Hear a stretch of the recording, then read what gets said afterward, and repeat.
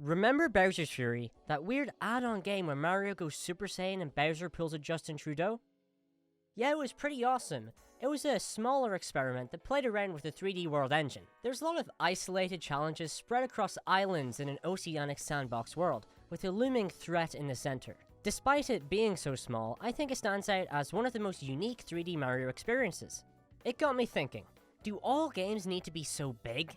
What if Nintendo took the scale and experimentation of Bowser's Fury and applied it to their other franchises? Let's sit down and chat about it and discuss whether or not size actually matters. But before that, you should subscribe if you like what you see by the end of this video. Why should you subscribe? Well, because it's nice, you lose nothing, and the number goes up, and the higher that number is, the better my mental health is, so be a psychiatrist today, alright? Subscribe. Alright, so what I'm pitching is more Bowser's Fury sized games across a bunch of Nintendo IPs. These would be priced at 25 quid or $30. Why is this a good idea? It means more Nintendo content. Specifically, more Nintendo content from our favorite series.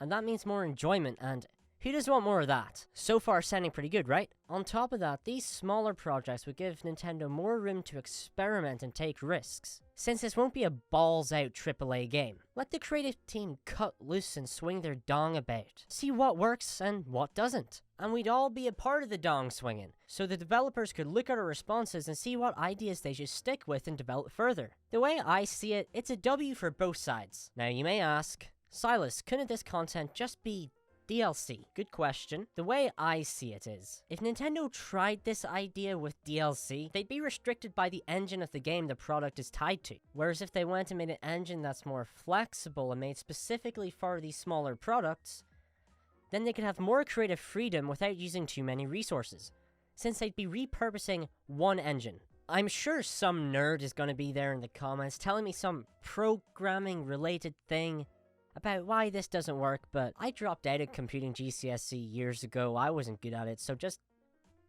let a man dream, okay? I think these experiments could be awesome. They could apply to any franchise and even satiate some fandoms that haven't had a new game in years and years and years. There's so much potential here, and my mind couldn't even begin to portray properly what that could be, but let me give you some vague ideas that I made up myself. Let's start off nice and basic with a Mario project. Some good old Mario. No one can really get annoyed at that.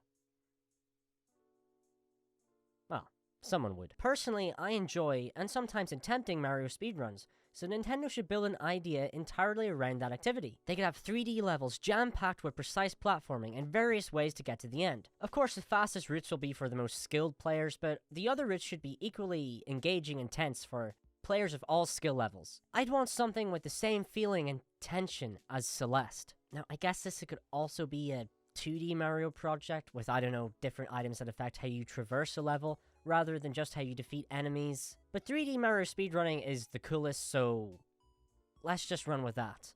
I'm not quite sure what the speed incentive would be. Maybe a better time would give you better items that would let you go faster in the next level, I don't know. Then of course an online ranking system to remind you that no matter how good you are, there will always be someone better than you.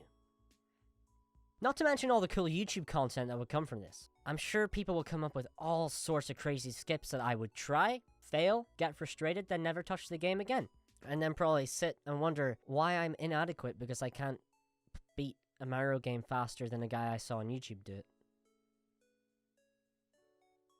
I need to rethink a lot of things. Anyway, I don't know if Nintendo would be down for this idea. I really don't. But they did make that ninja speedruns thing in Super Mario Maker 2, so they're definitely aware there's a community out there. I mean, how could they not be? Okay, next obvious one is Zelda. Do I have the creative capacity to make up a detailed idea? No, but I'll try. Right, so I'm thinking something similar in format to Bowser's Fury, because I'm not original. Because when you give it some thought, Bowser's Fury is just a contained Wind Waker style game. So, let's bring back the Wind Waker art style, because I know a lot of people like it, some people don't, and if you don't buy it. And of course, give Link a boat, or he could ride one of the Divine Beasts. And hey, let's throw in the option of gyro steering if you want it. Plain and simple, Link would travel to different islands with different dungeons, puzzles, and challenges. If it were me, I'd focus each island around a new item or power, or implement a new way of using an existing item or power. For example, using the Minish Cap to go up Ganondorf's ass?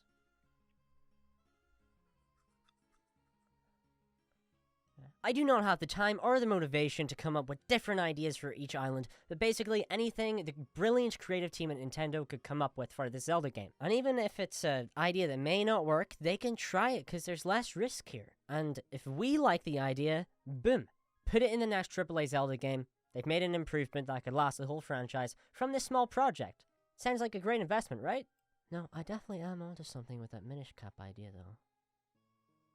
I'm sure there's a Twitter artist I could commission. Oh, it's just that's still recording. Oh yeah, I guess there should be some sort of boat combat. I don't know how they would do that, but something to fill out the sailing time so you're not just doing nothing in the ocean. What would the actual objective of this game be? I don't know. Collect Triforce shards to beat Ganon or some other villain. I think the Yiga clan would be a good fit as villains because they could spread out across all the different islands, if you know what I mean. But the Triforce for those guys might be a little bit overkill, so... Either way, a project like this would spawn 100 YouTube videos about where this place is on the really complicated Zelda timeline with the dark time and the child and the yeah, those videos wouldn't matter though, because it's an experiment. Who cares about the consequences of it? We're just throwing ideas at the wall and seeing what works. Now, when it comes to Pokemon, new Pokemon Snap probably could have been this experiment idea, because no way is that game worth full price. I'm sorry, if you have nostalgia for the N64 version, good for you, but you still got ripped off either way. But this right here is 35 quid or a $40 game. Let's be honest. So that would have been the main idea, but Game Freak has already gone and ripped off all those kids or adults, I guess. We have to think of something else. Honestly, it's pretty obvious. A fleshed out version of Pokemon Refresh. So like, Nintendogs but Pokemon. You could watch your creatures interact and put different mons at different habitats and seeing how that affects them. And whatever other in-depth thing there is in Pokemon Refresh. It would be nice to see the friendships and rivalries form between different mons. Maybe like if you put two mons that are of opposing types, they're more likely to form a rivalry, something like that. And of course, a bunch of mini-games involving your mons would be there too. It'd literally be the perfect version of Chow Garden for Sonic Adventure, but like, with Pokemon in it instead. Now, if I'm being real, this idea doesn't appeal to me, but not everything has to appeal to me. I'm not really a fan of this aspect of Pokemon, because I'm not a baby. But if you are a baby, this is your shit right here. So leave a comment if you're a baby down there. Also, get off YouTube. What are you doing here? Anyway. Leave a like before you go back to YouTube Kids, though. I don't know, make a Star Fox thingy. I do not know one thing about Star Fox. To me, Fox, Falco, and Wolf, they're just like, oh, those are the guys from Smash. So that's what they are to me. But I paid 25 quid for a small experimental project in Star Fox for sure. I have no idea what they would do, but the more fandoms I hit, the more likes I'll get. So that's the strategy here. If there's any Star Foxers out there, actually let me know in the comments what you'd like to see, because I am curious if I would actually be into another Star Fox project if I were to get on the next one. I need to get into Star Fox at some point. I played Falco too much to ignore that franchise. Nintendo can make things for some more dormant franchises like F-Zero, even more Metroid. Earthbound? Okay, probably not Earthbound. I'm not that optimistic, okay? They could probably do a Pikmin project, but I still have faith that a fully fledged Pikmin 4 will come to us at some point, because Pikmin Bloom really popped off, didn't it? Alright, I'm out of ideas. That's me done. Tell me what else you can come up with, because I've reached my brain capacity for, like, the next week. Like I said before, the main reason I think this would be cool is so that Nintendo can try some new things whilst letting us in on that experimentation. Plus, they profit off of us too. Big W for them, because I want to see all the things they come up with and more money. Well, the less money in my wallet, though. But the other reason I would like to see this is because the filler titles on Switch feel like filler titles. They're lackluster and boring and sometimes unfinished.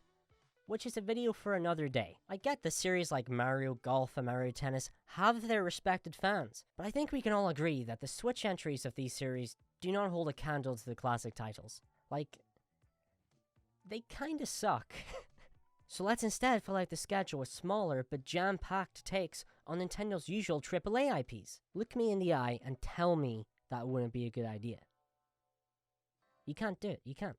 It just means more of your favorite franchises. It'd be awesome. Anyway, I've made my case. If you got this far into the video, just subscribe. You lose nothing, and I know you want to, and it makes me feel good for like 15 minutes. So do it. You did do it, right? I can leave now, knowing that, you subscribed. Right? I'm a headache. Knowing that you subscribed. You did. Subscribe.